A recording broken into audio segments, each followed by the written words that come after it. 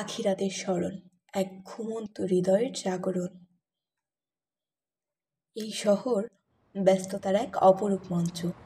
মানুষ ছুটছে, কেউ কাজে, কেউ জীবনের কোনো লক্ষ্য পূরণে, কেউ বা কেবল সময় পার করছে।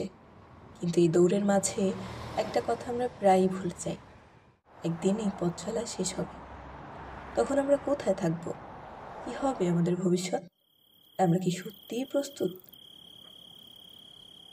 আমিন কেবল আরেকজন সাধারণ তরুণ, যে জীবনের রঙিন আলোর দিকে ছুটে চলেছে। সোশ্যাল মিডিয়া, গান, মজার ভিডিও, এটাই তার পৃথিবী। সে ভাবে এভাবেই জীবন কেটে যাবে। কিন্তু জীবনের প্রকৃত উদ্দেশ্য কি শুধুই আনন্দ আর সময় কাটানো? রাত গভীর, চারপাশ নিস্তব্ধ, কিন্তু আমিনের মন অস্থির।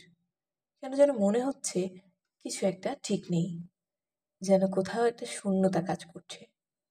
মার কথাগুলো মনে পড়ছে, আমিন, সময় চলে যাচ্ছে। সত্যি, সময় তো কারোর জন্য অপেক্ষা করে না।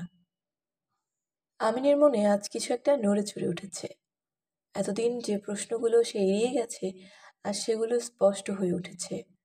মার কাছে গিয়ে সে বলল, মা, আমি কাল রাতে কিছু অনুভব করেছি।